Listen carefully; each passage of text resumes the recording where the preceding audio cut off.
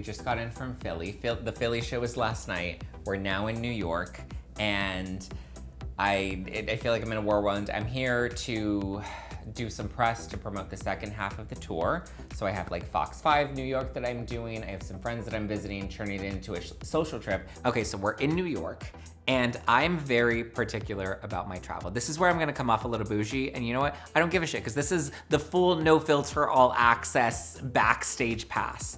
Well, that kind of sounds like an OnlyFans, but coming into New York, I always pick great hotels. And walking into this hotel room, I know hotels in New York are small, but my God, I didn't even think I was gonna fit in this hotel room. It's tiny, it's cramped. We didn't even have a real lobby. I was like, how did I allow myself to pick this place?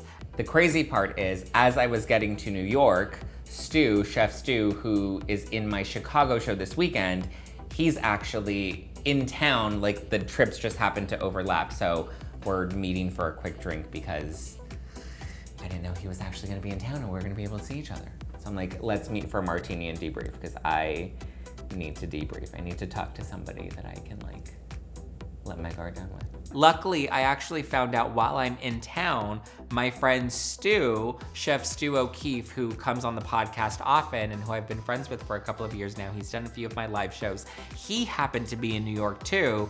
And so we're actually meeting up for a pre-show drink or some pre-press drinks to catch up. And I haven't seen him while I've been on tour, and it was just kind of nice to be in the same city and to be able to have a quick little drinky.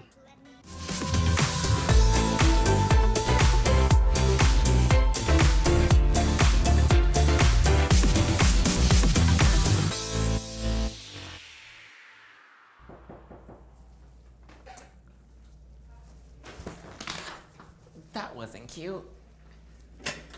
Oh. I mean, how am I here? I can't believe you're in New York. I know. I thought you What wouldn't are the want to be here. chances? Because I have Jill's thing tomorrow in the Hamptons. Yeah. So I didn't think you were going to be here as well. I thought you were going to go back and then come back. I mean, I was gonna go back and then come back, but then I was like, let me at least, because I always do Fox 5 New York when I'm in town. Yeah. Here, sit down.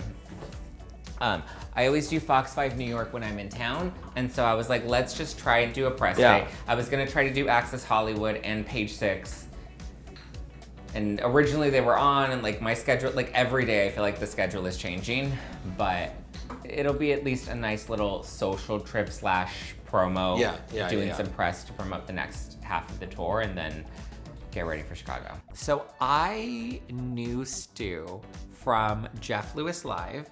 He was dating Jeff Lewis, and I would see him on Instagram all the time. He had a cookbook. And listen, to be honest, when I saw him online before I even knew him, I was like, he's kind of cute. I need to follow this chef. So I followed him, and we ended up kind of becoming friends through Instagram. And then eventually I had him on my podcast to promote his cookbook. He had like this housewives inspired parody cookbook, because he's like an actual chef. He's been on the Food Network. Like, he's done a number of different things in the culinary space.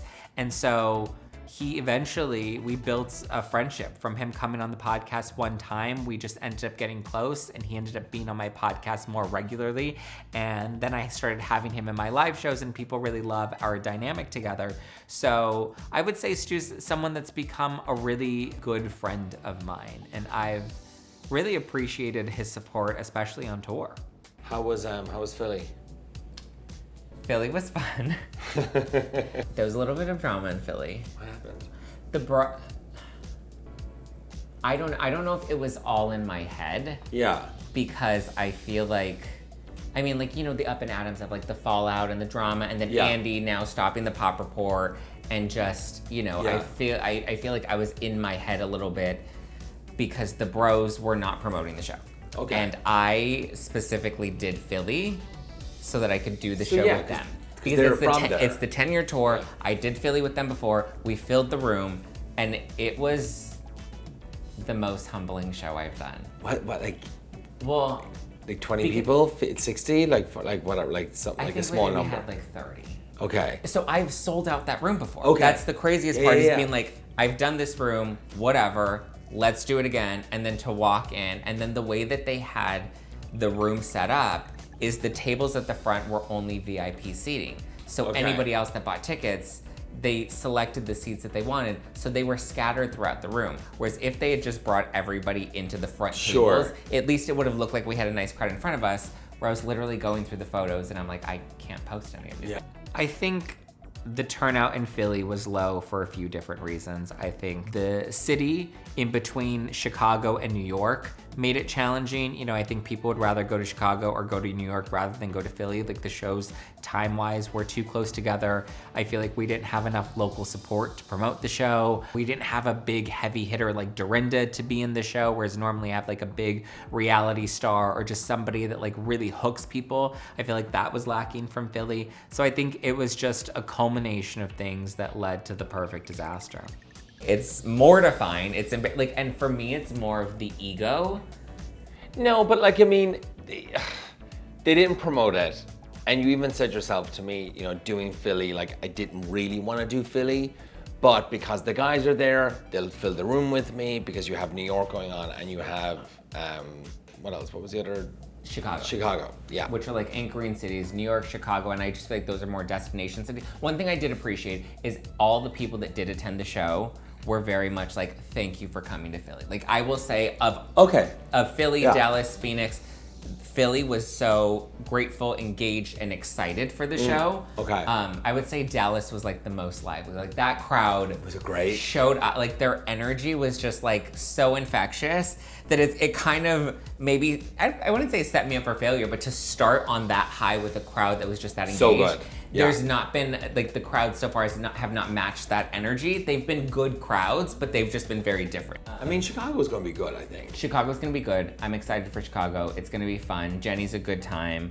The crowd's gonna be good. We have a lot of blockheads that are coming. Those are the New Kids on the Block fans. But I'm excited for Chicago. And just, I think now that I got Philly over, and that was the one show that I was like not looking forward to because I was just anticipating it was gonna be a small room. But I'm glad that everybody came and had fun and had a good time, and I was able to enjoy myself. Looking at the photos, the show looked so fun. I felt like I wasn't present during the show because I was just so in my head about like, you know, just the anxiety of being like, this looks like it's such a hit to my ego. Like I've done this so many times. I filled the room every time, and like now it's like, you know, and then feeling like maybe the bros weren't as interested or as excited to do the show. I did talk to Steele after though. And I was just like, I felt like your energy was off. And he's just like, no. But it's like, here's the thing, I've done 3 shows with them, so I can sense the difference in them. And so I was like, is it me? Is it something that I did? Do you think they were shocked that it wasn't as full as? I think they were absolutely shocked. Because they've also. Because you had a full room before with them. I think they just expected the room to be full. But I'm like, but part of why people showed up to the last Philly show is because we were doing all these collaborations and we were hyping up the show and we were doing videos and getting people excited. And like, you need to get the crowd and people excited, and then they'll show up and they'll be excited to come, right? Whereas in this case, and it's hard when I'm carrying 8 different shows and I have to promote 8 different shows, I didn't realize that's a lot of fucking pressure. Yeah, because you have to constantly promote them to get the people, and then you can't just like let it go. It's like, even like when I come on your podcast, you come on mine and stuff, it's like, it is just a hit, another hit. You might sell 5 more tickets. It doesn't matter. You know, you just need to keep pounding it. And even though I feel like sometimes you can feel like it's obnoxious that you're like, oh, you're such a salesperson trying to sell these tickets, but like, who else is gonna fucking sell them? Yeah. You have to. But that's why it's helpful when you have guests in each city that have those Yeah. core demos that can help do that can help also bring in an additional crowd, and then we're cross-pollinating and we're supporting each other. Like, I didn't do any podcast crossovers with the bros. We did one finally after I called Steele last week, and I was just like, is everything okay? Like, is this a money thing? Do you want me to pay you? Like, you know, and ultimately it just came down to life is just kind of busy and chaotic for them right now, and I get that. I just needed the validation of them telling me it wasn't personal. It's not about you. Of course. We're just we got too caught up in our own lives that like we were in tunnel vision. And I get that. Like, I care about them and I value the friendship, and I like want to I just wanted to make sure that like it wasn't a personal thing, and it ultimately, I'm trusting their word and believing that it's not. I've just been through it so many times and had it all play out online that I'm like, I don't want to have to. And I just think the combo of like having the pop report end and feeling like my friendship with Andy's kind of in a rocky place right now, and then struggling to do this tour in general, like I just feel like there's a lack of support all around. But I feel like I also need to take my head out of that because it's like I do have a lot of people that are really supporting me. Yeah. Like you're supporting Yeah, me. yeah, yeah. Donna's been super supportive. You know, Giorgio in Philly was Yeah, that's so awesome. He turned up. supportive Yeah. and sweet. Like, so there are a lot of people that have really shown up for me. I feel like I'm always anticipating the next big online drama that I'm gonna get pulled into, and so I think I focus more on the negative versus the positive. Yeah.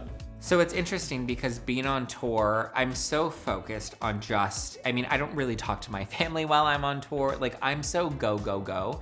And so I didn't often, think of support, right? And I think Stu and Donna, are two people that have really been supportive of me. Not only are they in the shows and on tour with me in different cities, but they've just been so supportive of me. Like, Stu will text me and just be like, hey, good luck tonight, or how was the show last night? Like, he's been checking in on me consistently while I've been traveling, as has Donna. And that to me is it's meant a lot.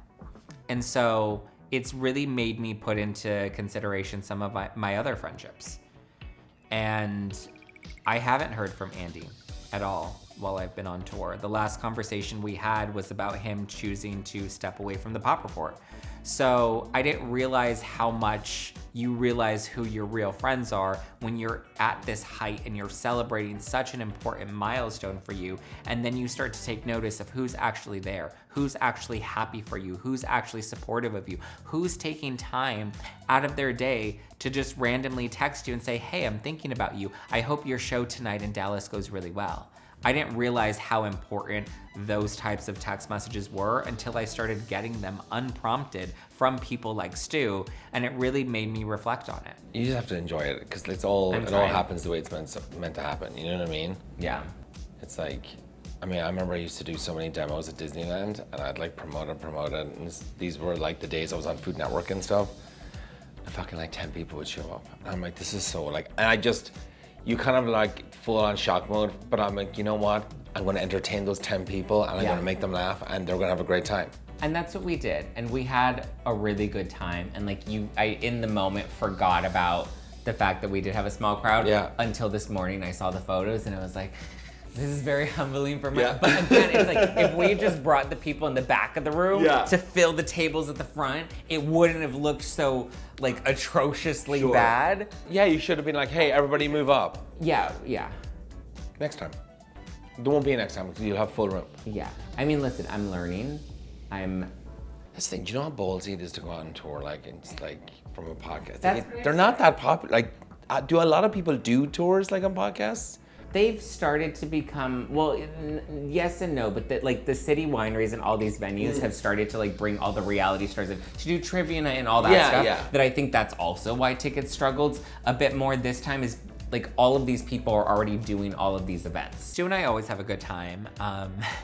And we always have a lot of fun together, and we definitely know how to do damage on a minibar. So I'm glad that we had a little chance to kiki and catch up, and I'm excited because now I get to see him in Chicago next. We're like in the process of traveling. We're each traveling from one city to the next for work. So I'm excited to see him in Chicago. I feel like the show in Chicago is gonna be really good. I have Donna, I have Jenny, I have Stu. Like there's no way, at least my next show gets to be Chicago, where I feel like, okay, this is gonna be a banger.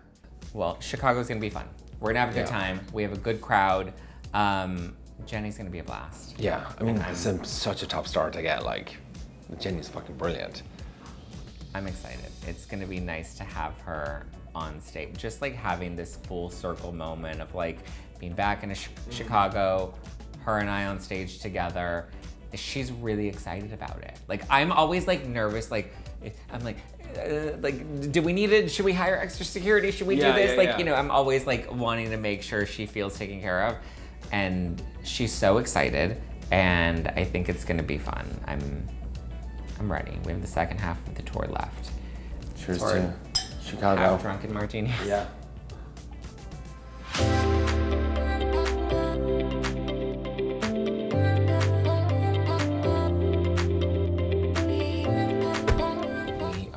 Way to Fox Studios because I'm taping Fox 5 at 11, New York, to promote the second half of the tour. Okay, so today I'm going to tape Fox 5 New York, which is a local news show here in New York City. Bianca Peters, who I adore, has booked me on the show several times. So every time I'm in New York, I call up Bianca. I'm like, hey, I'm in town. And she's like, okay, you need to come and do the show. And so I'm here to help promote the second tail end of the tour. So today they want me to talk about Blake Lively and the subpoenas. I feel like at this point, I don't even know if it's the Zack-activated tour anymore or the let's just shit on Blake Lively tour. Because I feel like every city, there's a new reason to shit on the bitch. Subpoenas. No penai. Subpoena. Shelby, are you gonna behave? Are you gonna behave? I'll try. So I'm on my way to Fox Studios. I have invited my friends Shelby and Sarah and Justine to come and join with me and kind of come and see the backstage experience. And normally they're late, so I had them come to the hotel a little bit early so that we can have like a pre-show drink because the studio is only 15 minutes away. So it's gonna be a quick little Uber ride over. We're gonna get there in no time. And I figured we have a little extra time to kill, so let's have a drink and then let's be on our merry way. Because, I mean, I know New York is notorious for traffic, but, I mean, how bad could it really be? Oh my God. Go on the sidewalk. We wasted all that time chilling because I thought it was only gonna take us 20 minutes to get there, and now we're gonna be late. This is giving me anxiety. I guess the medication. Yeah, do you want But it's, to? I predicted that something like this was gonna happen. I was like, let's leave at 10. Right. And then when it kept being like, oh, it's gonna take 20 minutes to get there. Oh, 19 minutes. I was like, oh, it keeps going down. It'll be fine. We could always take the subway. We are not taking We the could subway. also- That is not We happening. could Uber if we got out. And Well, let's give it wait. I think he's moving. What an idiot. Tell him how it is. Zack. This is why we need makeup films. I don't think honking is gonna help. Should drive back next. We're moving. Oh no, shit. I'm spilling coffee all over myself. You want me to hold I'll hold the coffee. I'm gonna go with coffee stains all over It's me not natural. on live TV. Fit on my jeans. Oh my God. The studio's only 15 minutes away, okay? So even in the worst traffic, you're thinking maybe 30 minutes. In no world would I expect that there would be an entire traffic jam to the point where we're stuck on a street. There's no going back, there's no going forward. We're literally just stuck in the middle of a tiny little street because some truck decided that they were going to try and squeeze through two parked cars that was clearly not the brightest idea. So now we're stuck, and I don't know if we're gonna make it to Fox on time. What in the actual fuck is happening? Does someone want to get out? Sarah's like, I'm here. I knew it. I knew it. We're stuck. I mean, if we need to get out and call another car, I will absolutely get out and call another car. We might 'cause have cannot to. be. All right. I think he's like genuinely stuck. There. And the worst part is, we've moved 10 feet from the hotel. We got in the car, we drove right past the stop sign, and now we are stuck. So it's not even like we're close to Fox to where we can get out of the car and run there. Well, at this point, running there might even be faster. At this point, just hop on the sidewalk. Go. Roll down the street. We got it. Oh, I see. What an idiot. My manager's like, please don't be late. And I was like, don't worry, David, I'm not gonna be late. Finally, Jesus has answered our prayers and given these people a brain to move out of the way because I have a show to do. And when I have a show to do, we gotta get the show on the road. All right, we're free. Let's see. We might be 5 minutes Welcome late, to Zack. New York, Shelby.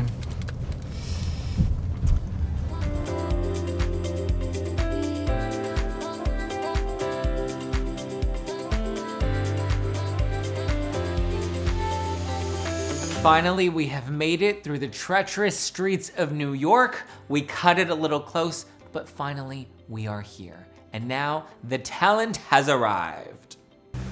All right, here we go. Are you ready? As ready as I'll ever be. All right, ready? Hi. Oh, hi, good.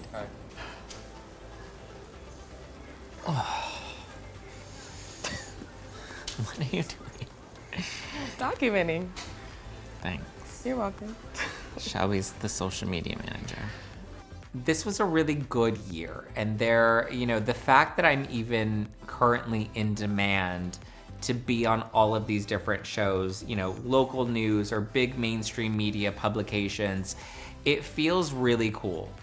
These are things that I never would have imagined. I never would have thought, when I was growing up, we would think it was so cool if, I don't know, there was some sort of tragedy that happened down the street. And you were cool and famous if you were talking to Channel 7 because you heard the gunshots. That to us was so cool to be on local news at 11. So the fact that I can be booked as a special guest to be doing shows like this, to me is not only exciting and just kind of fulfills my childhood heart, with all the things that I had aspired and wanted to do and become, but it's also just really cool that I get to also bring my friends to come and check out this experience. It's a really cool moment to appreciate how far I've come.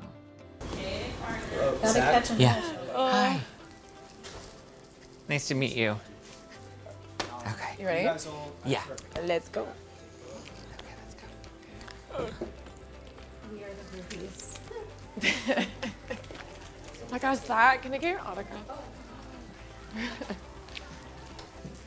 So you'll be waiting here, and then I'll come grab you about 10, 15 minutes before you're on. Okay, thank you so Water, much. Coffee, everything. Let me know if you need anything. Perfect, thank you. Coffee. Okay. Oh, and we're back. Oh, I am terrible at chess. And then just make sure you can get the good day and Marco in the frame. Okay. 3, 2, 1. I'm not supposed to worry about stuff like that. I'm the talent. Daddy, we're down. Did it work? Because it's fine. He's the talent. I'm not supposed to worry about stuff like that. I'm the talent. Daddy, we're down. Perfecto. Worry about stuff like See, that. social media is your forte, Shelby. I just had to push a button. Here we go.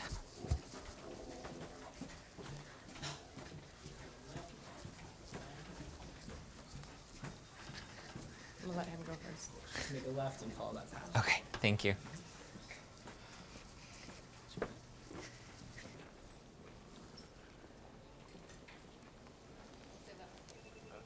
Hi, guys. Fun. Tequila time. Do I need to get mic'd? Yeah, that's Rob, our stage manager. He'll come mic you up in Okay. a few minutes. Okay, sweet. Oh, the saga continues. We cannot get enough. To the very latest now in the Blake Lively versus Justin Baldoni saga. So stay-at-home mom has been posting her opinions regarding the Lively Baldoni legal case on her TikTok for the past year. And now Mackenzie Folks, that's her name, she's been subpoenaed by Lively's attorneys for her account information. Is this fact-finding or intimidation? Joining us now to discuss all the very latest on this is Zack Peter, host of the podcast No Filter with Zack Peter. We've talked to you from the very beginning about this, and you are the best person to break down what is happening with this whole lawsuit because you give such good information on this. You also have a lot of inside information. Your thoughts, first of all, when you heard about Mackenzie getting subpoenaed by Blake Lively? I mean, it's crazy. So many of my friends have gotten subpoenaed, and it was why I think it is some sort of intimidation tactic to trying to get people that have negative comments about her to stop talking about her negatively, which just goes to, I think, the arrogance of Hollywood, and I think our Hollywood fatigue with celebs right now. It's now we can't say anything negative about you, or you're gonna take legal action against us? Yeah, talk to us about why this happened. So she's trying to subpoena this TikToker because she thinks what? She thinks that there are a number of TikTok creators, X creators, and YouTube creators that are part of this smear campaign, this alleged retaliation campaign forged by Baldoni's team to tear down her reputation. And so she's going after them to see if there's any connection to Baldoni and Wayfair, and if there was some sort of influence from them to speak negatively about her. And clearly, specifically speaking, some of your friends have been subpoenaed. Has there been any connection? No, we all talk about it and laugh, and we're just like, what? And so many of us had doubts before, like, okay, like, let's make sure we're really looking at this evenly. Yeah. But then when you turn the target on us and say that we're part of this campaign to take you down, which we know in our hearts is not true, Yeah. we're just following the story. That's when it becomes, frustrating, because then it's like, well, now it is harder to fight for you and to be on your side when you're now throwing false allegations against us. Sure. What if she subpoenaed you? Because you talk about this nonstop on your social media. She wouldn't dare. But if Listen, she did. here's the thing though. When you are going after content creators, what do they do for a living? They create content, and that's what everybody has done. Yeah. All the TikTokers and YouTubers are now creating content around this, which has only blown up as a big PR disaster for her, because now it does look like intimidation. Okay, we just scratched the surface on what's going on, and you're going to be doing this live, actually, at City Winery. Give us some details about this. Yes, so two of my friends, one who was subpoenaed, Andy Signor and Els Rich, are going to be on stage with me at City Winery August 3rd in New York City, and we're going to be doing a live taping of the podcast. So I always tell everybody, grab your friends, bring your subpoenas, and come on out to City Winery August 3rd. All right, and if you want to catch that podcast, No Filter with Zack Peter, he's always breaking down the very latest and giving you the insights on what's really happening behind Hollywood. Zack, thanks so much for being here. Appreciate it. Thank you. All right, we still got more news straight ahead. Stay with us. Yeah, it's crazy. Hi, guys. We're filming all the behind the scenes of the tour. Thank you so much for being here. Thank you for having me. Come, if you're available, I'd love to have you come. All right. Okay, sweet. Bye. Say hi to Zack. I'll see ya. Bye. Zach, can I get a photo with you here? Or no? Are we allowed to? Oh, yeah. Do you want? Okay, yeah. Yeah. Are we allowed to be in photos? Yeah. Do a group photo? Yeah. Yeah, we just have to be fast. Okay, we'll make it fast. Thank you. That phone Okay, is let's do one of me and Bianca. Get one of them. Get one of them. Sure. just them. I think the show went great. I had a wonderful time. I feel like I've nailed live TV at this point. I'm a pro, just add it to the belt. I'm just the Zack of all trades. Add it to the roster. But now I have to get ready for Chicago. I'm excited for Chicago. I feel like this was a quick turnaround trip in New York from Philly getting to Chicago. So I'm very excited. I'm here to end New York on a good note and hopefully start Chicago off on a positive note. Okay, here we go. That was fun, quick, and easy. This show's always easy. It's so much fun seeing Bianca. I hope she can make it to the show. So much fun talking shit about Blake lately. All the shit. All right, New York, check. Now we're off to Chicago.